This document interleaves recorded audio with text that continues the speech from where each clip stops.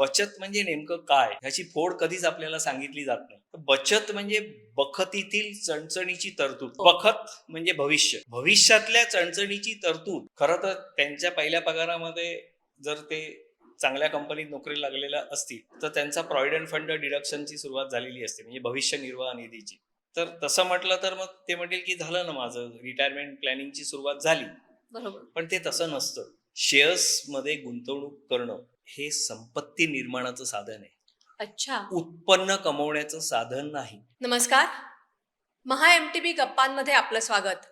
मी तृप्ती पारसतेस. अन्न, वस्त्र, निवारा या मानवाच्या 3 मूलभूत गरजा आहेत. या गरजा भागवण्यासाठी मनुष्य काम करतो, पैसा मिळवतो. रिटायर्ड झाल्यानंतर आपल्या आयुष्याची पुंजी आपल्या बरोबर असावी यासाठी पैसे साठवण्याचा प्रयत्न करतो आणि अखेरीस रिटायरमेंटचा दिवस उजाडतो आणि त्याला आठवतं की रे, आपण एवढी वर्ष काम केलं पण हाताशी काहीच उरलं नाही. कारण त्याचं फसलेलं आर्थिक नियोजन. हे आर्थिक नियोजन म्हणजे नक्की काय? पैशाची गुंतवणूक कशी करायची? पैसा कसा साठवायचा? या सगळ्या प्रश्नांची उत्तरं देण्यासाठी आज आपल्या बरोबर आहेत आर्थिक समुपदेशक विनायक कुलकर्णी सर. विनायक कुलकर्णी सरांची ओळख करायचं म्हटलं तर खरं तर आपल्याला 1 तासही पुरणार नाही. आर्थिक समुपदेशक म्हणून विनायक कुलकर्णी गेली अनेक वर्ष काम करतायत. अर्थात भारत सरकारच्या वित्तमंत्री विभागातर्फे त्यांना सन्मानपत्र देऊन गौरवण्यात आलंय. 2018, 2019 आणि 2023च्या अर्थभान, बँकिंग आणि विमा, कर्जभान आणि अर्थमेळे या त्यांच्या 3ही पुस्तकांना महाराष्ट्र साहित्य परिषदेचा पुरस्कार मिळालाय. आजपर्यंत त्यांची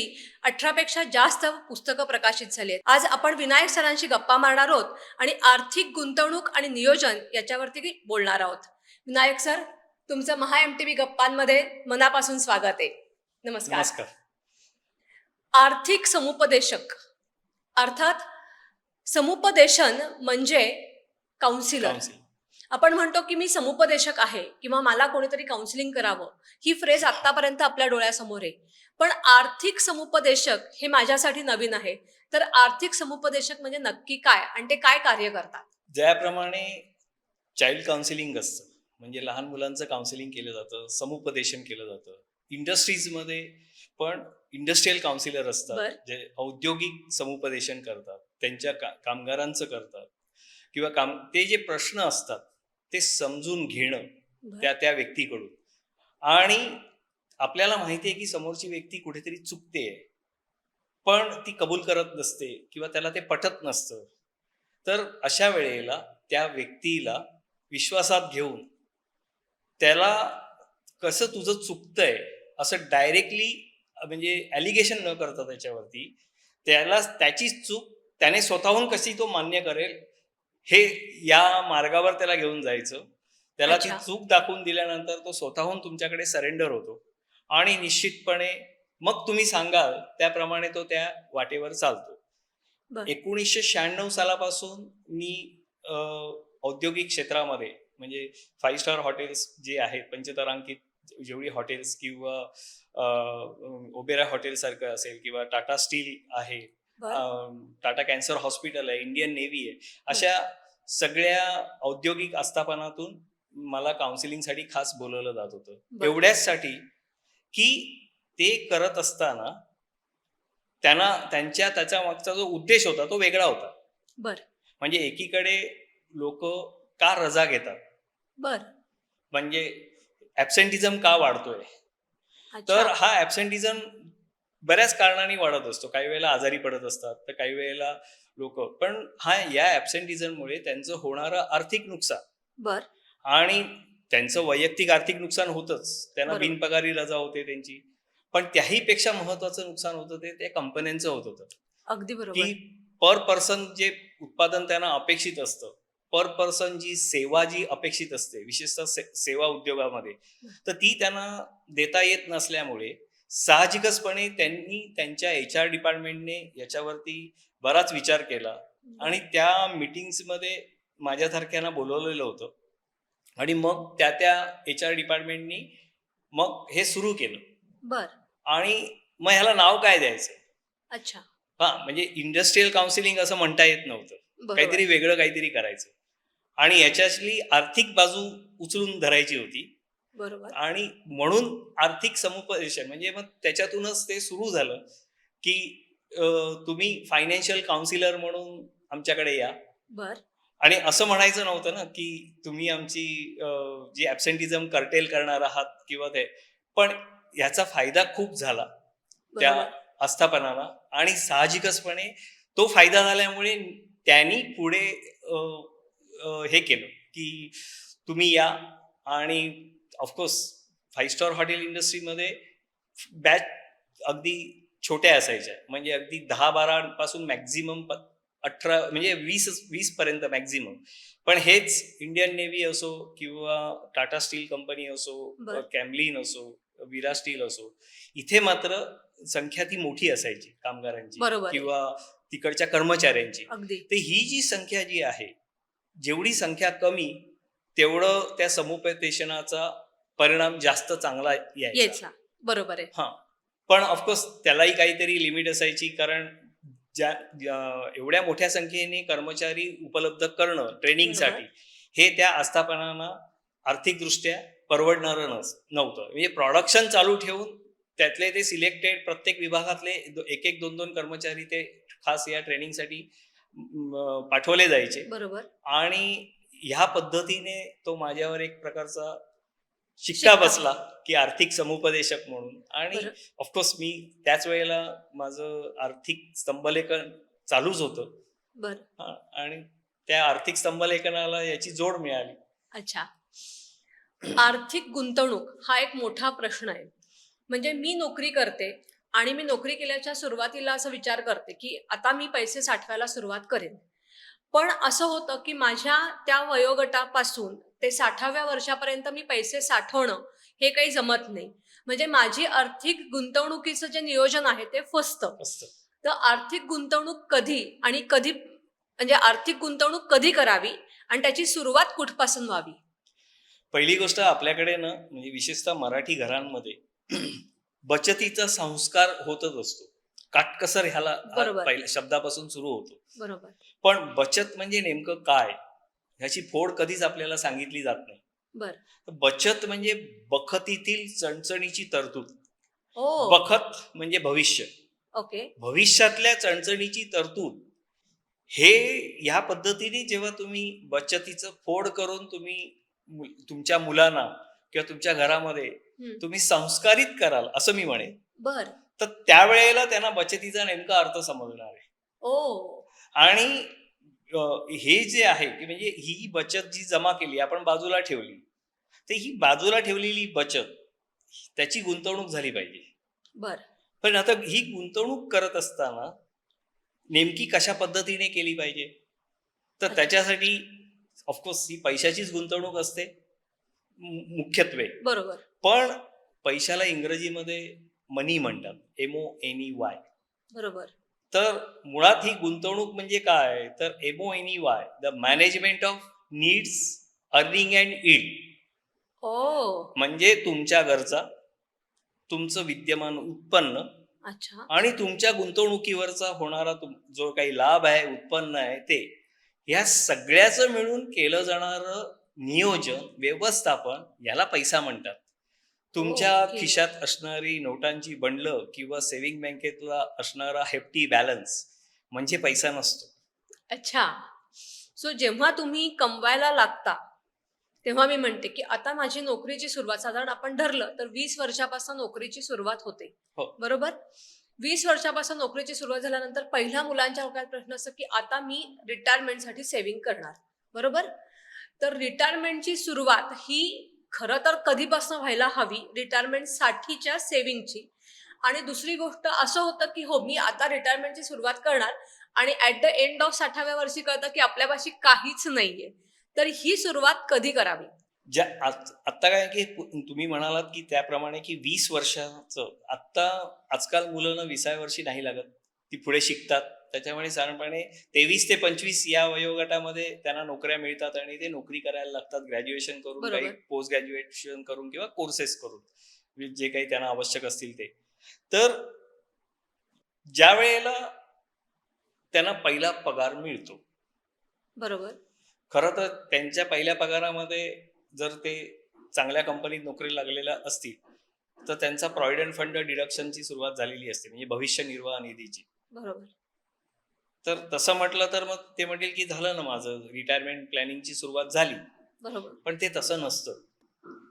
प्रश्न असा आहे इथे, की ज्या वेळेला तुम्ही कमवायला लागता, तर तेव्हा तुम्ही तुमच्या मुलांना, तुमच्या घरात असलेली जी कोण नवीन नोकरीला लागलेली मुलं आहेत, त्यांना समजावून सांगताना, "हे पहिला पगार आला तर तू पैसे बाजूला ठेव काढून तुझ्या ह्याच्याआधी." असं न करता या हं. मुलांना चक्क सांगायचं, की तुझी जी काही स्वप्न आहे, जी काही तुला करायचं होतं, जे काही तुला ब्रँडेड कंपन्यांचे शर्ट पॅन्ट घ्यायचे होते, बरं. कुठला गॉगल घ्यायचा होता, आणखीन काय घ्यायचं असेल, तू खुशाल घे. अच्छा. पहिले 3 महिने तुला जे काही करायचंय ते तुझ्या पैशातून कर, तू कमवलेल्या पैशातून. तू घरातही पैसे देऊ नकोस. ओके. पण त्याच वेळेला एकच अट घालायची, की पैसे संपले म्हणून घरात पैसे नाही मागायचे. अच्छा. ही या एका अटीवर, but you will not believe, की तुम्ही जेव्हा असं मुलांना सांगता, आजकालची मुलं तर खूपच स्मार्ट आहेत. खूप Googleवरून ब्राउज करून ते बऱ्याच गोष्टी मिळवतात, इन्फॉर्मेशन सगळं करतात. तर ती मुलं खर्च करत नाहीत. अच्छा. त्यांना सेल्फ रिअलायझेशन देण्याचा हा एक प्रकार आहे. बरं. आणि ते जेव्हा जातात, मॉलमध्ये जातात, ब्रँडेड कंपन्यांच्या ह्याच्यात, आणि मग तेव्हा त्यांच्या लक्षात येतं, की मी माझ्या आई-बाबांकडे जेव्हा हट्ट धरायचो, की मला हाच शर्ट पाहिजे, मला हीच पॅन्ट पाहिजे, मला हाच ब्रँड पाहिजे, तर ते कसे देत असतील? हो. अच्छा. आणि ह्याची मला आत्ता गरज आहे का? बरं. एवढ्या शर्ट्सची गरज आहे का? एवढ्या पॅन्टची गरज आहे का? आणि गरज असली तरी पण मला या ब्रँडची गरज आहे का? अच्छा. हे खर्च करताना, आणि मी समजा हा खर्च केला, तर माझ्या हातात असलेल्या पैशातले किती पैसे खर्च होणार आहेत? अच्छा. ही जी गणितांची जी प्रक्रिया आहे, ती त्यांच्या मेंदूमध्ये चालू व्हायला लागते. बरं. आणि हा विचार करायला त्यांना इनडायरेक्टली आपण प्रवृत्त केलेलं असतं. तर अच्छा. मी असं म्हणतो, की त्या दृष्टीने त्यांना फ्री हँड द्या, त्यांना विचार करू दे, त्यांना सेल्फ रिअलायझेशन होऊ दे. ओके. आपण दुर्दैवाने आपण त्यांना स्पून फिडिंग करायला जातो. म्हणजे पहिला पगार आला, "ए बाबा तू याची पॉलिसी काढ, आयुर्विम्याची, एवढ्याचा आर-डी उघड बँकेत." मुलगी असेल तर तिला सांग, "बाई तुझ्या लग्नासाठी तू सोन्याची भिशी चालू कर किंवा 1-1 ग्रॅमचं सोनं घे." हे कशाला? अच्छा. नका करू ह्या गोष्टी. ओह! अच्छा. अजिबात नका करू.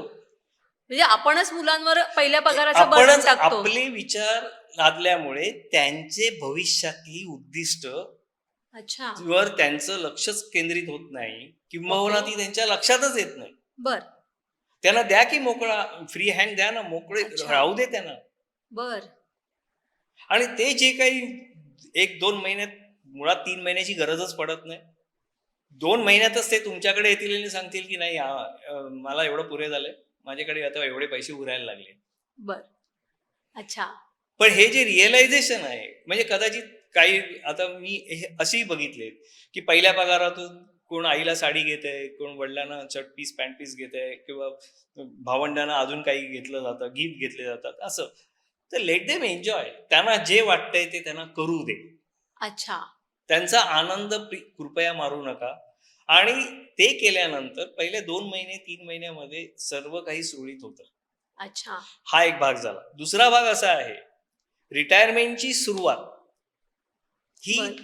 ज्या वेळेला 2-3 महिन्यानंतर रिअलायझेशन झाल्यानंतर, जेव्हा त्यांच्याबरोबर तुम्ही जेव्हा चर्चा कराल, डिस्कस कराल याबद्दल, तेव्हा तुम्ही त्यांना जरूर सांगा, की बाबा तू नोकरीला लागलायस, पण तुला भविष्यामध्ये पेन्शन नाहीये. अच्छा. भले बरोबर. एन-पी-एस असेल, काही असेल, पण तुला खात्रीशीर सेवानिवृत्ती पश्चात मिळणारं उत्पन्नाचं साधन नाहीये. बरं. तर तू त्याच्यासाठी मात्र निश्चितपणे तू एक पेन्शन फंड घे, किंवा एन-पी-एसचं खातं उघड, आणि भले 500, 1000 जे काही शक्य आहे त्याने तू सुरुवात कर. बरं. आणि त्याच्यानंतर बरेच लोक म्हणतात की आरडी काढ, अमुक काढ, तमुक काढ. अजिबात काढायला जाऊ नका. त्याचं आरडी, बँकेचं आरडी काय किंवा काय हे काय, त्याच्यातून येणारं जे काही तुम्हाला इंटरेस्ट मिळणार आहे, ते इंटरेस्ट टॅक्सेबल आहे, व्याज. बरोबर. म्हणजे आधीच बिचाऱ्याचं जर इन्कम करपात्र असेल तर ते अजून करपात्र होणार त्या व्याजामुळे. बरोबर. हा, त्याच्याऐवजी त्याने जर म्युच्युअल फंडाच्या SIP चालू केल्या आणि पेन्शन फंडमध्ये त्याने SIP चालू केली तर त्याला भविष्यात होणारा फायदा हा खूप मोठा आहे. बरोबर. त्याचबरोबरीने मी तर असं म्हणतो की मी नेहमी सांगतो की 100 वजा तुमचं वय, म्हणजे आपण बचत करावी, ती बचत कुठल्या साधनात करावी हे सगळं मान्य आहे, पण ती कुठलं साधन कधी आणि कसं निवडायचं आणि ते त्याच्यामध्ये आपल्या एकूण बचतीच्या किती पर्सेंटेज गेलं पाहिजे यावर जेव्हा आपण विचार करतो त्यावेळेला सर्वप्रथम असा एक थंब रूल आहे की 100 तुम्ही तुमचं वय, त्याला रूल ऑफ 100 म्हणून ओळखला जातो. 100 minus your age is your equity exposure. म्हणजे तुमच्या 100 तुमचं वय वजा केलं. ओके. आज तुम्ही समजा 25 वर्षाची असाल तर 100 25 वजा केलं तर 75 राहतात. तर तुमच्याकडे 100 रुपये जर आत्ता आहेत बाजूला काढलेले, ह्या 100 25 रुपये तुम्ही 4 सुरक्षित ठिकाणी गुंतवायचे आणि 75 रुपये हे समभाग संलग्न म्हणजे इक्विटी लिंक जी साधनं आहेत म्हणजे म्युच्युअल फंड असतील किंवा आणि प्रत्यक्ष शेअर्स याच्यामध्ये जर समजा 75 रुपये जर तुम्ही शेअर्स बद्दल तुम्हाला चांगली माहिती आहे आणि तुम्ही त्याचा अभ्यास केलेला आहे तर खुशाल 75च्या 75 शेअर्स मध्ये गुंतवायला हरकत नाही. पण भीतीच वाटते 75 रुपये शेअर्स मध्ये गुंतवायला, तर मात्र निदान 37.5 याप्रमाणे 50% इक्विटी म्युच्युअल फंड आणि 50% शेअर्स मध्ये टाकले गेले पाहिजेत. कारण एक असतं आपल्याला हे शिकवलेलं नाहीये, आपल्याला फक्त आपण व्याजाचा विचार करत असतो. बरोबर. हा, की बँकेमध्ये FD वर किती व्याज मिळतं, RD वर किती व्याज मिळतं ह्याच्यावर आपण विचार करत असतो. पण हे सगळं करत असताना इन्फ्लेशन म्हणजे चलनवाढ बरोबर हा जो घटक आहे हा घटक खूप वाईट आणि म्हणजे एकीकडे त्याचे वाईट परिणाम जास्त दिसतात पण तो तितकाच आवश्यक घटक आहे की ज्याच्यावर आपण कायम लक्ष आपलं त्या दरावर असलं पाहिजे. आणि तुमच्याकडे पोस्ट टॅक्स म्हणजे करपश्चात येणारं जे उत्पन्न आहे ते किमान तुमच्या जो इन्फ्लेशन दर असेल, महागाईचा दर असेल, चलनवाढीचा दर असेल त्याच्यापेक्षा किमान 1% जास्त तुमच्या हातात आलेलं पाहिजे. म्हणजे आज जर समजा 6% जर चलनवाढीचा दर आहे, महागाईचा दर आहे, तर हा 6%चा जर करपश्चात तुमच्याकडे किमान 7% आलं तर तुम्ही त्या इन्फ्लेशनला 1% बीट करताय. ओके. तर चलनवाढीवरती आपलं कायम लक्ष असलं पाहिजे आणि चलनवाढीवरती हमखास मात करणारी 3 साधनं जी आहेत, म्युच्युअल फंड आहे, शेअर्स आहे आणि सोनं आहे. अच्छा. पण दुर्दैवाने आपण त्या बँकांचे डिपॉझिट्स आणि पोस्टाचे डिपॉझिट्स आणि आपण याच जंजाळात अडकून पडतो. आणि हे का पडतो अडकून, तर आपल्याला फक्त सुरक्षितता हवी असते. पण या सुरक्षितता या एका शब्दापायी आपण आपलं भविष्य काही प्रमाणात अंधकारमय करत असतो. आत्ता आपण विषय काढला ट्रेडिंगचा, बरोबर. सध्याची जनरेशन म्हणजे आई वडिलांपासून तर आहेतच, पण सध्याची जनरेशन ही जी ट्रेडिंगकडे वळताना दिसतीये तर ते एक प्रकारचं सेव्हिंग आहे का? कारण ट्रेडिंग म्हणजे सेव्हिंग असा जो एक समज की गैरसमज हा माझा पहिला प्रश्न. आणि ट्रेडिंग करणं कितपत योग्य आहे आणि ते कसं खात्रीशीर फायदेशीर आहे का तोटा आहे हे मला सांगा. पहिली गोष्ट म्हणजे मी मगाशी बोललो की शेअर्स मध्ये गुंतवणूक करणं हे संपत्ती निर्माणाचं साधन आहे. अच्छा. उत्पन्न कमवण्याचं साधन नाही. आणि काही जण ट्रेडिंग मधून पैसे कमवतात म्हणून सांगतात, अहो पण त्याच्यापेक्षा जास्त जे रोजंदारीवर कामगार करतात, बरोबर, काम करतात ते जास्त कमवतात. अच्छा. तुम्ही उत्पन्न एक आहे, मात्र त्याच्यातून ब्रोकर्स त्यांची संपत्ती निर्माण होते, त्यांचं उत्पन्न चांगलं होतं. म्हणजे आपण शेअर्स हे ब्रोकरसाठी करतोय का आपल्यासाठी हा फरक आहे? रोजच्या रोज जे ट्रेडिंग करतायत ते म्हणजे ब्रोकरसाठी काम करतात. माझं असं म्हणणं आहे की ट्रेडिंग करू नये असं मी म्हणत नाहीये. तुम्ही नीट अभ्यास करा, नीट सगळं, पण त्याच्यासाठी तुम्हाला डिवोशन आहे, तुम्हाला वेळ दिला पाहिजे. रोजचा रोज अभ्यास केला पाहिजे 2-3 तास. तर तुम्ही यशस्वी ट्रेडर होऊ ट्रेन मधून जाताना ऑफिसमध्ये लंच टाइम मध्ये पटकन मोबाईलवर केलं याला नाही. आणि यातून तुमचेच पैसे तुम्ही खर्च करताय म्हणजे वेस्ट होत आहे, अनाठाई खर्च होत आहे असं मी म्हणेन.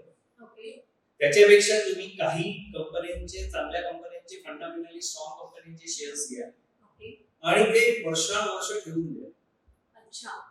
संपत्ती कशी निर्माण होईल ते तुम्ही बघा.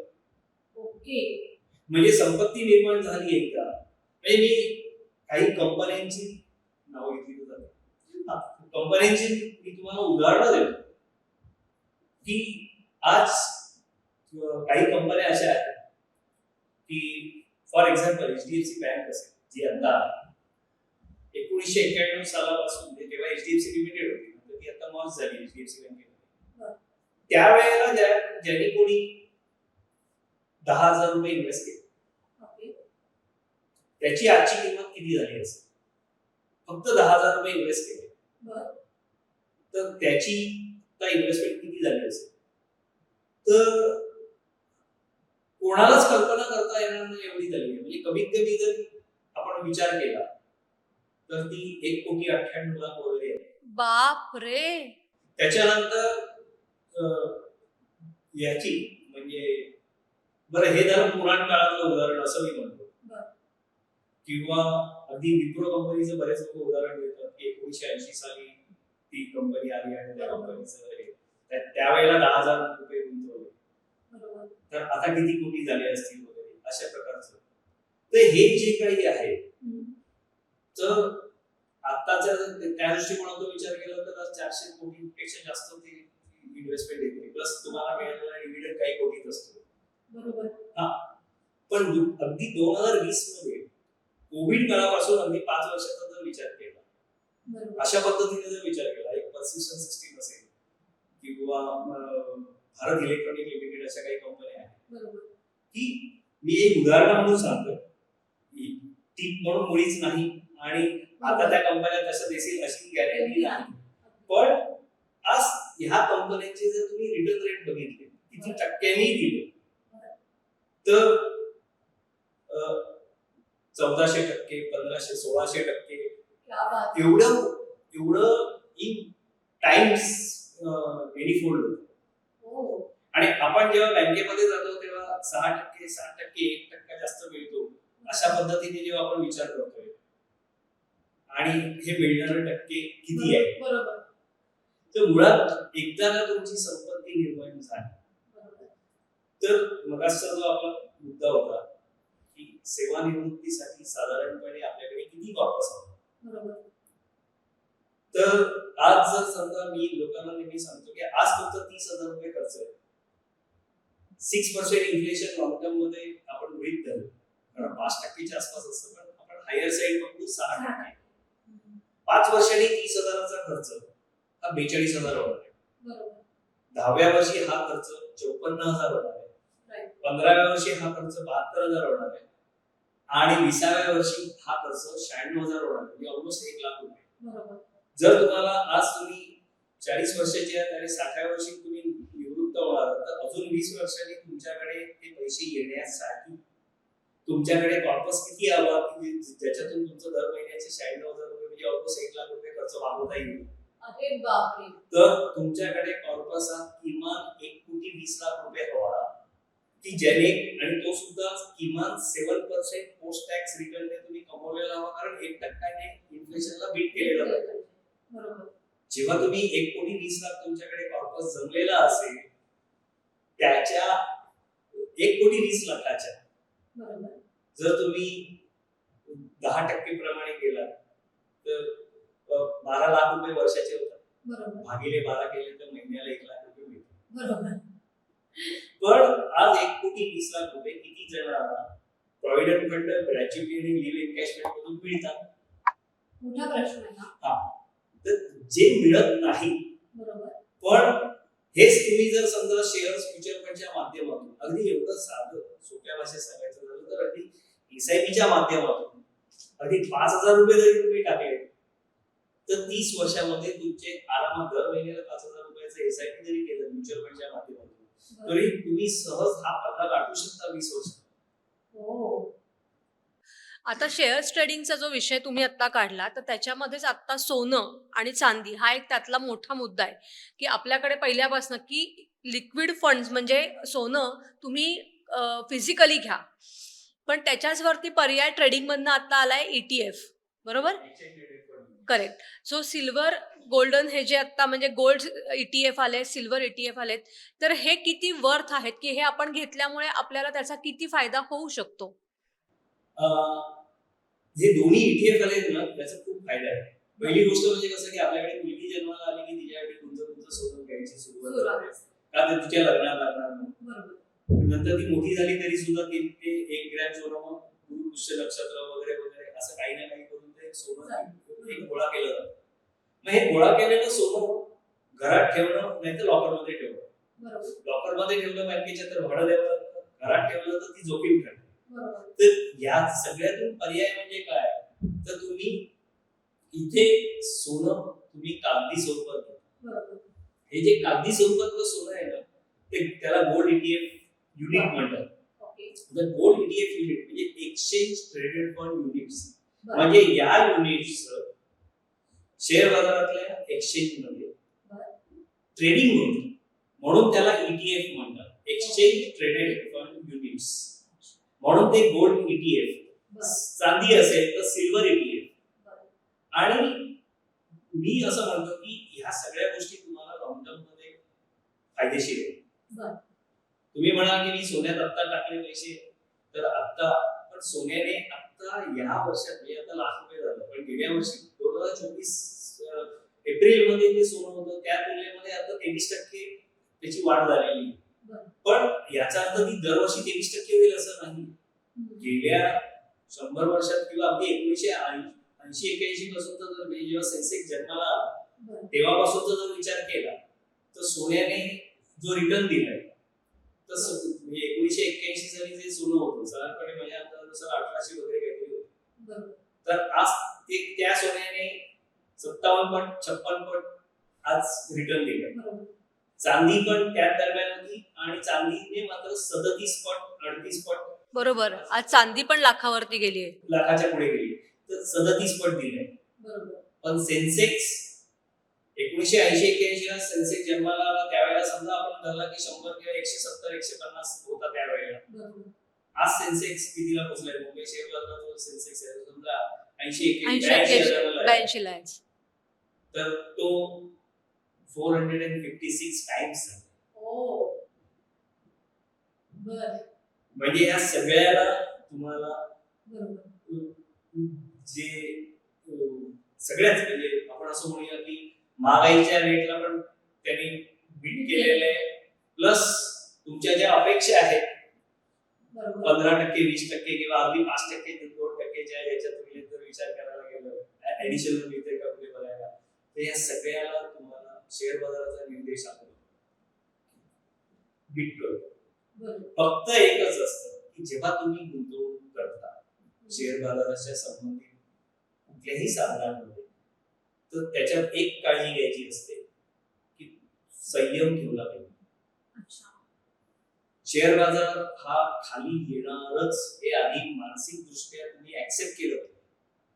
मी गुंतवले म्हणजे ते त्या त्या कंपन्यांचे शेअर्स वर गेलेच पाहिजे, मुळीच नाही. अच्छा. शेअर बाजार वर खाली होणं हेच त्या शेअर बाजाराचं वैशिष्ट्य आहे. आणि जेव्हा शेअर बाजार खाली जातो तो जितक्या जोरात खाली जातो तितक्या जोरात तो भविष्यात परत वर येत असतो. आतापर्यंत तुम्ही बघितलं असेल कोविड काळामध्ये सगळ्यात जास्त फॉल झाला शेअर बाजारात. सगळे ग्लोबल सर्व जागतिक शेअर बाजार कोसळले होते, पण कुठलाच शेअर बाजार शून्यावर नाही ना पोहोचला. तुमचं शून्य नाही झालं तिथे. का नाही झालं? कारण ती कॅरेक्टरिस्टिक आहे. असं शेअर बाजार जागतिक शेअर बाजाराला तर बरेच वर्ष झाली आहेत, पण अगदी आपण या दृष्टिकोनातून जर विचार केला आणि तुम्हाला डायरेक्ट शेअर्सची माहिती मिळत नाहीये, तुम्हाला शेअर्स मध्ये गुंतवायला भीती वाटते, तर सुदैवाने जे ETF आहे तर सेन्सेक्सचा ETF आहे, निफ्टीचा ETF आहे. सेन्सेक्स मध्ये 30 कंपन्या आहेत. निफ्टी 50 या नॅशनल स्टॉक एक्सचेंज जे आहे त्यांच्या 50 कंपन्यांचा जो सेन्सेक्स आहे त्याला निफ्टी म्हणतात. या निफ्टीचा ETF आहे, तुम्ही ते ETF मध्ये गुंतवा. हे जी ETF आहे, ETF फंड आहे, हे पॅसिव्ह फंड आहे, ऍक्टिव्ह नाही. त्याच्यामुळे सेन्सेक्स वर गेला, सेन्सेक्स आता 10% वर गेला तर तुम्हाला ETF फंड पण तसाच त्या पद्धतीने जाणार पॉझिटिव्ह. तो खाली आला तर तेही खाली येणार. पण शून्य तर नाही होणार. शून्य तर कधीच होणार नाहीये. पण प्रश्न असा आहे की तुम्ही 4-5 शेअर घेऊन तुमचं कार्डिओग्राफ वर खाली होणार किंवा ब्लड प्रेशर वाढणार, त्या तुलनेमध्ये तुम्हाला इथे तुम्हाला तेवढी पडझड झालेली दिसणार नाही, कारण ते बॅलन्स होतं. असं आहे. संतुलन ज्याला म्हणतात ते संतुलन तुम्हाला ETF मध्ये दिसतं. आणि निश्चितपणे ज्याला शेअर्स मध्ये डायरेक्ट उतरायची भीती वाटते त्यांच्याकडे 2 मार्ग आहेत त्यांच्यासाठी. एक म्हणजे म्युच्युअल फंड्स आणि दुसरं म्हणजे ETF. ते या दोन्ही मार्गातून ते गुंतवणूक करू शकतात. सध्याचं जग पुन्हा एकदा आपण म्हटलं तर ते AIचं जग येतं. सो आर्थिक समुपदेशक ही जी फ्रेज आहे तर ह्याचा AI मुळे किती परिणाम होतोय, म्हणजे AI मुळे आर्थिक समुपदेशक ह्या फ्रेजवरती काय काय परिणाम झाला, किंवा लोक AIचा विचार करतात की आता म्हणजे आता ह्याची गरज नाही, आता AI आहे, पण ही जे वास्तव आहे ते नक्कीच वेगळं आहे. सो AI मुळे आर्थिक समुपदेशक या पोस्टवरती काही परिणाम झालाय का? आता एक साधी सोपी गोष्ट आहे. आर्टिफिशियल इंटेलिजन्सवर रोबो शब्द आहे. रोबोला समोरच्या भावना नाही कळत आहे. तो तुमच्या चेहऱ्यावरचे हावभाव किंवा तुमचे प्रश्न, तुमच्या बोलण्यातून येणारा तुमचा जो स्वर आहे, त्या स्वरातून कळणारी आर्तता, असं मी म्हणेन तुमच्या प्रश्नाची, तो कितपत जाणून घेणार आहे. तुमच्या प्रश्नाला तो उत्तर नक्की देणार आहे, पण ते उत्तर चक्कलपणे तुम्हाला बसणार आहे का, ते योग्य आहे का, हे नाही कळणार आहे. पण हे जेव्हा तुम्ही एखाद्या समुपदेशकासमोर बसता, त्याला तुम्ही त्याचे प्रश्न सांगता, त्यावेळेला तो त्याच्यावर विचार करून तो तुम्हाला ओपन करत असतो आणि त्यातून लक्षात येतं की बाबा याचा हा इश्यू आहे का. आणि तुम्ही फार तर AI मध्ये काय करू शकाल की बाबा मला इथे गुंतवायचे 5 वर्षांनी किती होतील, 20 वर्षांनी किती होतील, मला तो कॅल्क्युलेशन करून पटकन तुम्हाला 2 मिनिटात सांगेल. तुम्ही जे कॅल्क्युलेटरवर करणार किंवा कॉम्प्युटरवर बसून एक्सेल शीट मध्ये करणार, त्याच्यापेक्षा तो तुम्हाला AI तोंडाने पटापट सांगायचं. आकडे मिळाले तुम्हाला, एक्झिक्युशनची सिस्टीम पण मिळाली, साधनं मिळाली, पण ती तुमच्या भावनेशी कितपत निगडीत आहे, तुमच्या घरातल्या इतर सदस्यांशी त्याच्याशी कसा संबंध आहे, हे तो AI समजून घेणार आहे का. अगदी बरोबर आहे. म्हणजे ग्लोबल मध्ये तुम्ही कितीही आलं, शेवटी AI हे मानवाने निर्मित केलेलं आहे. एक्झॅक्टली. आणि हे कृत्रिम आहे. आणि तिथे तुम्हाला कुठेतरी मी असं म्हणतो की सगळ्याच गोष्टी तुम्ही एवढ्या कृत्रिमतेने करणार आहात. बरोबर आहे. आणि ते तुमच्याकडून स्वीकारल्या जातील का? माझं उत्तर नाही. कारण तिथे तुमच्या भावना येतच नाहीत. भावना येतच नाहीये. कारण आज तुमचे जे प्रश्न आहेत, फायनान्शियल प्रश्न झाल्यानंतर भावनांना येणारा जेव्हा एखादा प्रश्न सांगत असताना किंवा डेथ क्लेम बद्दल बोलत असताना तुमच्या ज्या भावना दाटून येतात, डोळ्यातून येणारे अश्रू आहे, ते समोर बसलेला AI बघणार आहे का ते अश्रू? अगदी बरोबर आहे. ती भावना त्याला कळणार आहे का? बरोबर. तो एक वृक्षपणे तुम्ही विचारलेल्या प्रश्नाला उत्तर देणार आहे. बरोबर. त्याच्या दृष्टीने ते प्रश्न आहे, त्याला उत्तर. बरोबर. आर्थिक गुंतवणूक कशी करावी तुम्ही सांगितलं. जेव्हा तुमचा पहिला पगार येतो त्याच्यानंतर तुम्ही सांगितलं की 3 महिन्यानंतर तुम्ही आपोआप स्वतः पैशाची किंमत कळल्यामुळे तुम्ही पैसे जमवायला सुरुवात करता, भविष्याच्या निधीपर्यंत तुम्ही पोहोचता आणि तुमच्या आयुष्यात पुढची जेवढी उरलेली वर्ष आहे ती तुम्ही आर्थिक गुंतवणुकीमुळे सुखासुखी घालवू शकतात. विनायक सर, तुम्ही आज आम्हाला इतकी महत्त्वपूर्ण माहिती इथे सांगितलीत की आर्थिक गुंतवणूक करण्यासाठी योग्य वय हे नोकरी करण्याच्या पहिल्या दिवसापासून आहे. हेच महत्त्वाचं रिझन आहे की हीच महत्त्वाची गोष्ट लोकांपर्यंत पोहोचत नाही. आणि हा महत्त्वाचा सल्ला तुम्ही आम्हाला दिलात, यासाठी मी तुमचे महा MTB तर्फे मनापासून धन्यवाद मानते. Thank you so much. आर्थिक गुंतवणूक कधी, कशी आणि केव्हा करावी ह्याचा आपल्याला आता महत्त्वपूर्ण माहिती सरांकडनं मिळाली. तुम्हाला आमचा हा पॉडकास्ट कसा वाटला आणि त्याचबरोबर तुम्हाला कोणत्या कोणत्या विषयांवरती पॉडकास्ट बघायला आवडेल हे आम्हाला कमेंटमधनं नक्की कळवा. आणि त्यासाठी आमच्या या महा MTB गप्पा चॅनलला लाईक करा, शेअर करा आणि सबस्क्राईब करा. धन्यवाद.